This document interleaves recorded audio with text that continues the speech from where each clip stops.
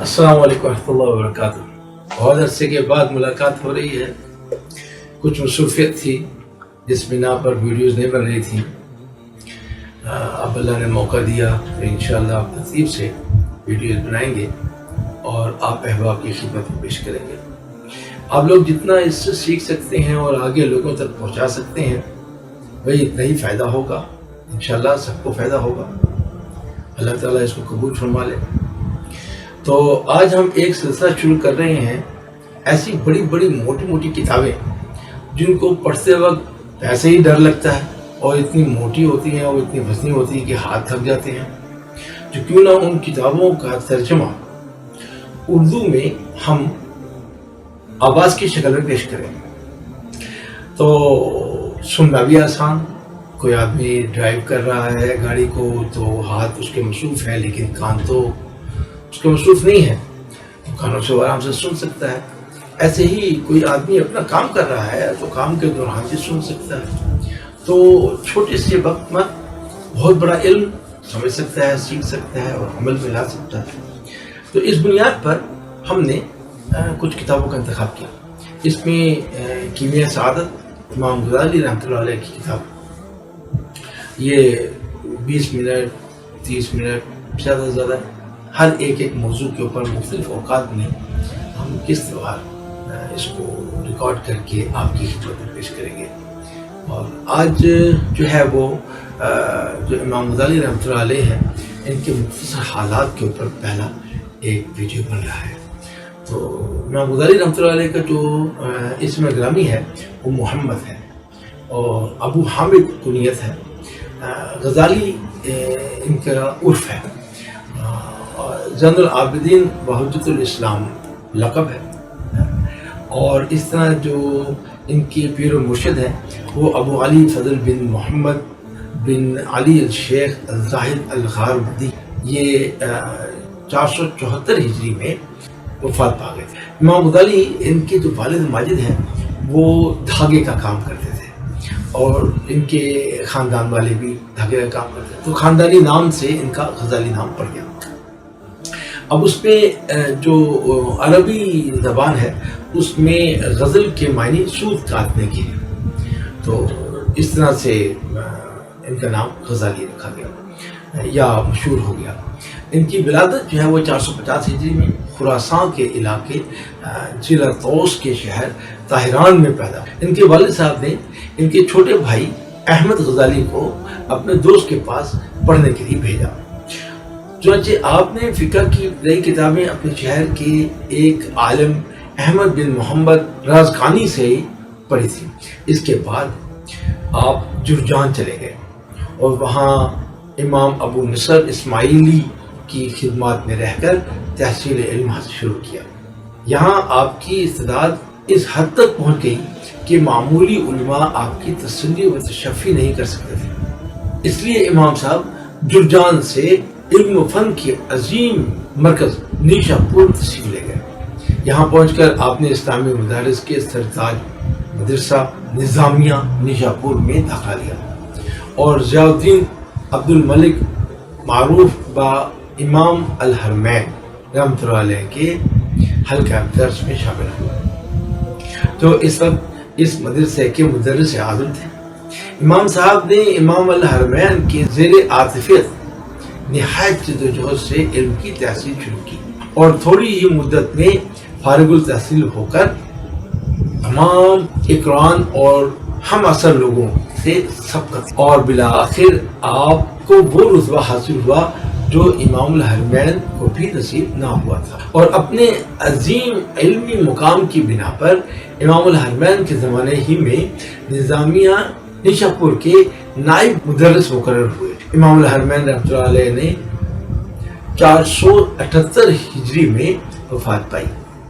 پھر ذی القعدہ 499 ہجری میں امام صاحب رحمۃ اللہ علیہ نے نیشا پور کے مدرسہ نظامیہ میں مدرس اعظم کی حیثیت سے درس کو زیر عطا کی۔ اس زمانے میں نیشا پور کے علاوہ دوسرا عظیم علمی مرکز نظامیہ بغداد کے تمام دنیا میں مسلمانوں کے علوم و فنون کا مرکز تسلیم کیا تھا۔ دور دراز ممالک سے لوگ تکمیل علم کی خاطر وہاں جاتے تھے۔ اس بنا پر ارکان سلطنت ہمیشہ اس کوشش میں رہتے تھے کہ اس کی علمی حیثیت میں فرق نہ آئے۔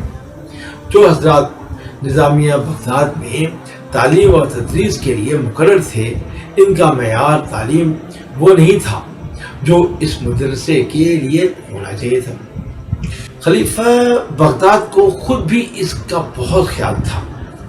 اس کمی کو پورا کرنے کے لیے امام غزالی رحمۃ اللہ علیہ کو بغداد میں درس و تدریس کے لیے طلب کیا گیا، لیکن امام صاحب نے متعدد وجوہات پیش کر کے معذرت کی اور آنے سے انکار کر دیا۔ امام صاحب کی ایک تصنیف کے مطابق آپ کی طبیعت ہمیشہ تحقیقات کی طرف مائل رہتی تھی۔ امام صاحب کے پیر و مرشد حضرت ابو علی فضل بن محمد بن علی الشیخ الزاہد الفارمدی رحمۃ اللہ علیہ، فارمد علاقہ طوس میں ایک بستی کا نام ہے، اسی کی طرف نسبت سے آپ فارمدی کہلاتے ہیں۔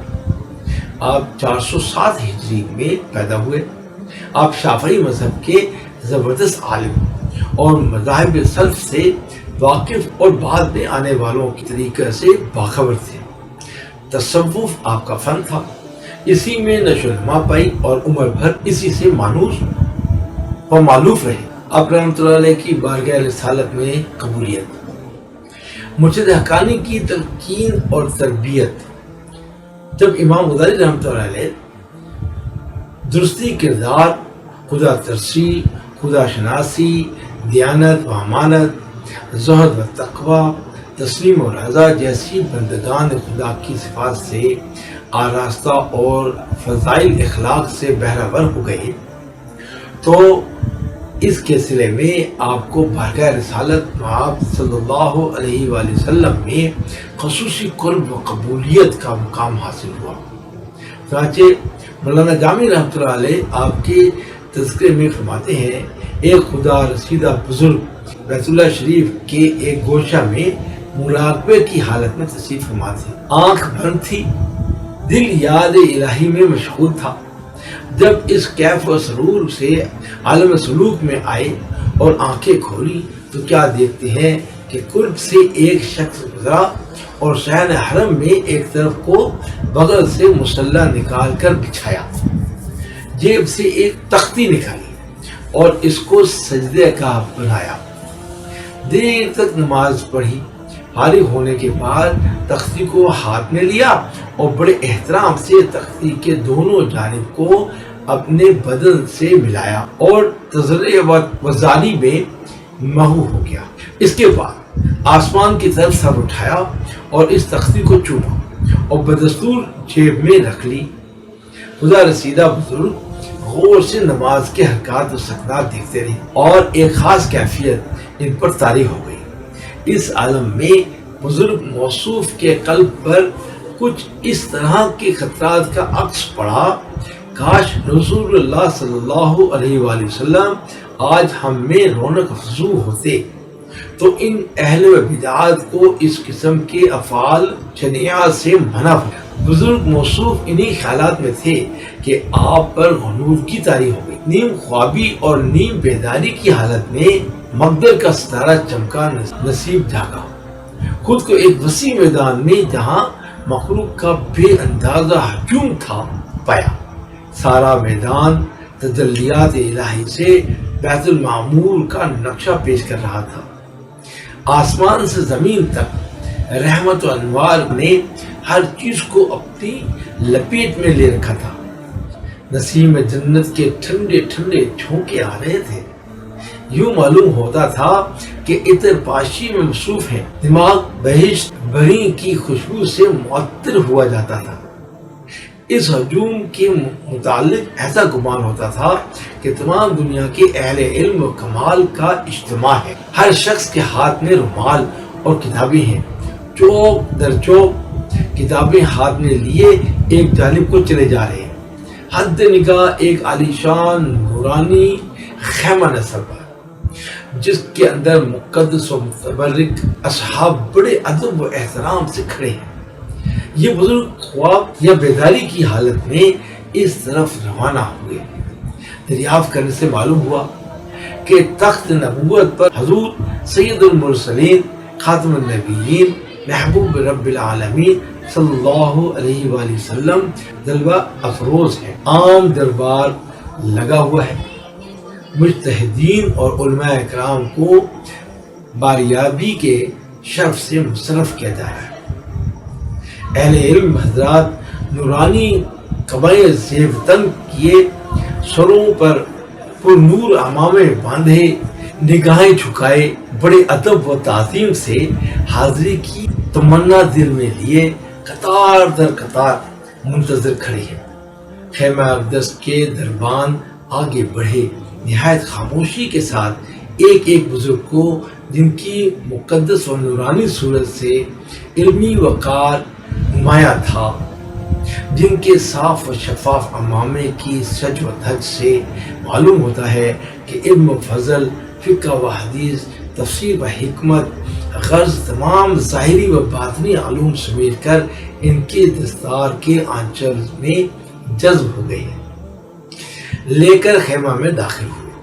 حاضر ہونے والے بزرگ ادب و احترام سے السلام علیکم یا رسول اللہ عرض کرتے ہیں۔ حضور صلی اللہ علیہ وآلہ وسلم کی طرف سے جواب ارشاد ہوتا ہے، وعلیکم السلام یا ابا حنیفہ انت الامام العظم۔ اس کے علاوہ حضور پر نور نے معجبن کے الفاظ کے ساتھ کچھ دعائیہ کلمات بھی فرمائے۔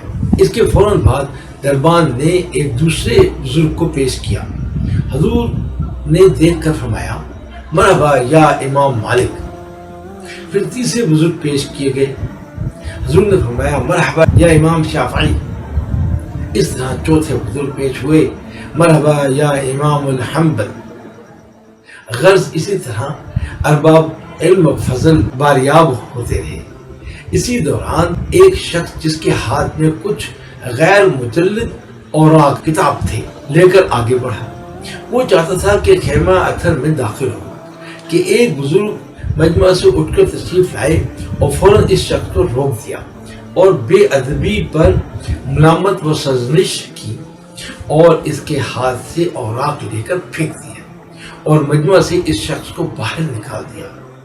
یہ اس رسالت اور بے ادبی کی سزا تھی جو دربار رسالت کے ادب و احترام کے خلاف کی گئی تھی۔ پھر یہی بزرگ جنہوں نے اس گستاخ دربار رسالت کو باہر نکالا تھا، اس خدا رسیدہ بزرگ کی طرف جو اس مشاہدے سے لطف اندوز ہو رہے تھے بڑھے اور فرمایا، اے درویش، یہ اوراق انہیں اعتقادات پر مشتمل ہے اور یہ شخص انہی عقائد کا بانی ہے جس کے مقلد تم نے خانہ کعبہ میں دیکھ کر افسوس کا اظہار کیا تھا۔ یہ خدا رسیدہ بزرگ فرماتے ہیں، میں نے جب اپنے حال پر یہ کرم و شفقت دیکھی تو میں بھی کمال تعظیم و تکریم سے اس بزرگ کے اشارے کے مطابق دربار رسالت میں حاضر ہوا، سلام عرض کیا اور میرے پاس جو میرے عقائد کی کتاب تھی بارگاہ اقدس میں پیش کی۔ ارشاد ہوا، یہ کون سی کتاب ہے؟ اس سے کچھ پڑھ کر سناؤ۔ میں نے عرض کیا، حضور والا، اس کتاب کا نام قواعد العقائد ہے، محمد بن محمد غزالی کی تصنیف ہے۔ اولا میں نے کتاب مذکور سے توحید باری تعالیٰ کے متعلق کچھ چند جملے سنائے، اس کے بعد چند فکرے حضور اکرم صلی اللہ علیہ وآلہ وسلم کے فضائل مناقب کے سنائے۔ سن کر حضور کے چہرہ انور پر بشاشت کے آثار نمودار ہوئے، لب مبارک پر تبسم کی جھلک ظاہر ہوئی۔ ارشاد ہوا، غزالی کہاں ہے؟ باب رحمت کے دربان نے فوراً محمد غزالی کو پیش کیا۔ امام غزالی نے مؤدبانہ سلام عرض کیا۔ حضور صلی اللہ علیہ وآلہ وسلم نے کمال رحمت و شفقت سے اپنا دست مبارک امام غزالی رحمۃ اللہ علیہ کی طرف بڑھایا۔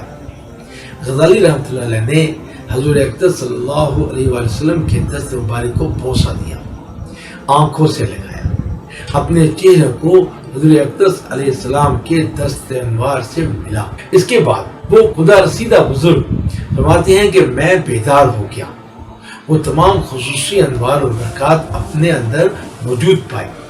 جو حضور انور صلی اللہ علیہ وآلہ وسلم کی زیارت سے مشاہدہ میں آ سکتے ہیں، اور میں امام غزالی رحمۃ اللہ علیہ کے مراتب دلیلہ کا گرویدہ ہو گیا۔ تو امام غزالی رحمۃ اللہ علیہ کی کتابیں بہت ساری ہیں، تو اس میں سے ہم چند ایک کتابوں کا تذکرہ کریں گے۔ باقی کتابیں تو عمومی مجموعہ اس کو سمجھ نہیں سکتا، زیادہ تر کتابیں عربی میں ہیں، تو کیمیہ سعادت اس کے متعلق ہم انشاءاللہ تفصیل سے ویڈیو بناتے رہیں گے، آپ کی خدمت میں پیش کرتے رہیں گے۔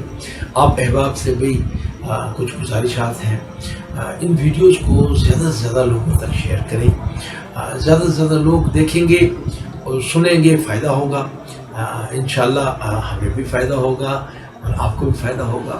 اور دوسرا یہ ہے کہ بھئی جتنے لوگ اس کو دیکھیں اور جلد جلدی نہ دیکھیں، ہاں اس کو ڈاؤن لوڈ نہ کریں، ہاں پورے چینل کو آگے لوگوں تک پہنچائیں، ہاں اس کے بہت فائدہ ہوتا ہے۔ ہاں دوسری بات یہ ہے کہ بھئی جو بھی ساتھی کوئی سوال ہے، کوئی بات پوچھنی ہے، یا اپنا کوئی مزاج میں کوئی بات ہے وہ کرنی ہے، تو وہ ضرور اپنے کمنٹس کے اندر لکھیں، ٹھیک ہے جی۔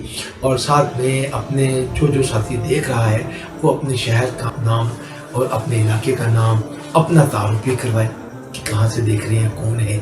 تو انشاءاللہ اس طرح سے ہمارا جو دور سے دور تک کے لوگوں کا تک بات پہنچے گی اور سب لوگوں کو فائدہ ہوگا۔ اللہ آپ کو جزائے خیر دے۔ انشاءاللہ اگلی ویڈیو میں ملاقات کریں گے۔ السلام علیکم۔